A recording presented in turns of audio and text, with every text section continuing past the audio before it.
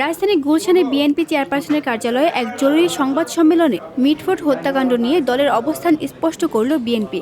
দলটির মহাসচিব মির্জা ফখরুল ইসলাম আলমগীর বলেন, এই ঘটনার সঙ্গে বিএনপি কিংবা তারেক রহমানের কোনো প্রত্যক্ষ সংশ্লিষ্টতা নেই। প্রমাণ ছাড়াই ঘৃণ্য অপপ্রচার চালানো হচ্ছে, যা এটি রাজনৈতিক ষড়যন্ত্র। তিনি জানান, মিটফোর্ডের লালচাঁদ সোহাগ হত্যার ঘটনায় যাদের নাম এজাহারে এসেছে, দলীয় তদন্ত ও শৃঙ্খলার ভিত্তিতে তাদের আজীবন বহিষ্কার করা হয়েছে। একই সঙ্গে নিহতের পরিবারের পক্ষ থেকেও মামলার অসঙ্গতি নিয়ে প্রশ্ন তোলা হয়েছে।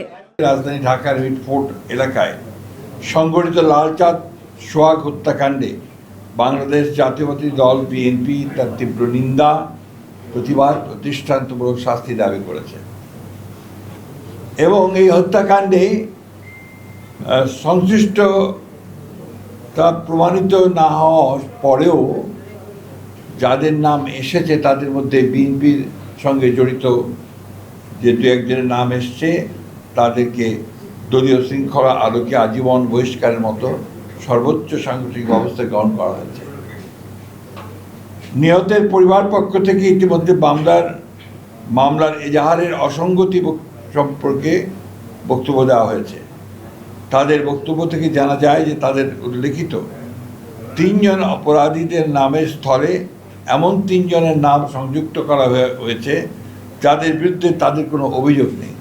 ফখরুল অভিযোগ করেন, ঘটনার প্রকৃত অপরাধীদের এখনও চিহ্নিত বা গ্রেপ্তার না করে বরং ভিডিও ও সোশ্যাল মিডিয়ায় পরিকল্পিতভাবে কন্টেন্ট ছড়িয়ে রাজনৈতিক উদ্দেশ্য বাস্তবায়ন করা হচ্ছে। দ্রুত বিচার ও সত্য উদ্ঘাটনে বিএনপি গঠন করেছে একটি তদন্ত ও তথ্যানুসন্ধানী কমিটি।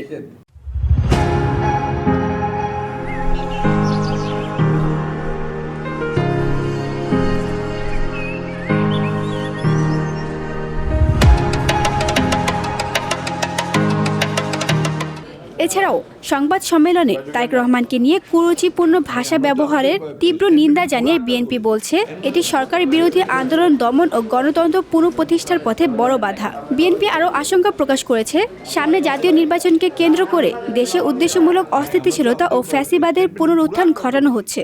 সরকার পরিচালনার দায়িত্বে না থাকা সত্ত্বেও বিশেষ একটি রাজনৈতিক দল তার প্রধান নেতৃত্বকে দায়ী করে বিক্ষোভ মিছিল আয়োজন ও অশ্লীল ভাষা প্রয়োগ করে রাজনৈতিক সংস্কৃতিকে আবারও সেই ফ্যাসিবাদের যুগে ফিরে নিয়ে যাচ্ছে কিনা সেটাও জনগণের সামনে প্রশ্ন হয়ে দেখা দিয়েছে।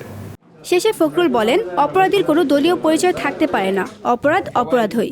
আমরা জনগণকে সঙ্গে নিয়ে গণতন্ত্র, স্বাধীনতা ও সার্বভৌমত্ব রক্ষায় ঐক্যবদ্ধ থাকব। যদি কোনো অপশক্তি বাধা হয়ে দাঁড়ায় তাহলে গণতান্ত্রিক শক্তির মাধ্যমেই তা প্রতিহত করব। VOD Bangla news desk. Thank you.